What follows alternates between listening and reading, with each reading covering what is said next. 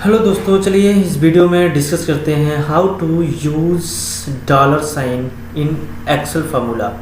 आप देख रहे होंगे $A$1 किस तरीके से यूज करना है। चलिए इस वीडियो में हम देखते हैं। लाइक और शेयर करना मत भूलिएगा। सबसे पहले अपने एक्सेल का वर्कबुक ओपन करना है और देन चलिए सबसे पहले हम थर्ड शीट पे चलते हैं।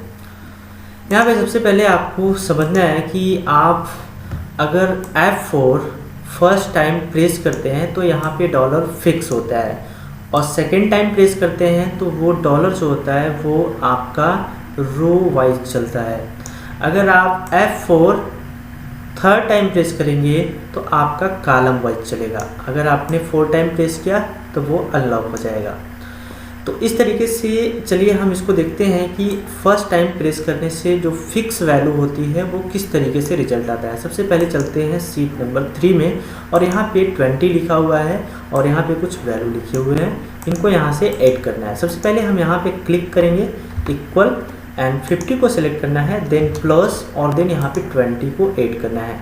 20 को ऐड करने के बाद यहाँ से आपको F4 फर्स्ट टाइम प्रेस करना है, देन यहाँ पे आपको इंटर प्रेस करना है और इस पर डबल क्लिक करना है। आप देखेंगे कि यहाँ पे आपकी वैल्यू ऐड होके आ चुकी है।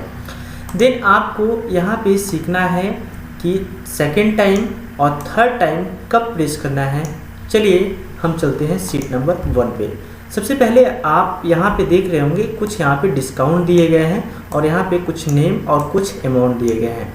यहाँ पे मुझे 1500 का 10% के हिसाब से डिस्काउंट निकालना है। तो सबसे पहले हम यहाँ पे क्लिक करेंगे, इक्वल और देन यहाँ पे अमाउंट को सिलेक्ट करना है और देन यहाँ पे 3 टाइम आपको प्रेस करना है, 1 2 3। तो ये क्या होता है, ये कॉलम वाइज चलता है, राइट। देन हमको यहाँ से मल्टीप्लाई करना है और देन यहाँ से 10% को सिलेक्ट करना है और यहाँ से इसको 1 टाइम एंड 2 टाइम प्रेस करना है ताकि ये रो वाइज चले। देन इसको इंटर प्रेस करना है और देन इसके बाद यहाँ से आपको ड्रैग कर देने हैं। इस तरीके से ड्रैग कर देना है। आप देखेंगे आपका यहाँ पे डिस्काउंट की वैल्यू यहाँ पे कैलकुलेशन होके आ चुकी है।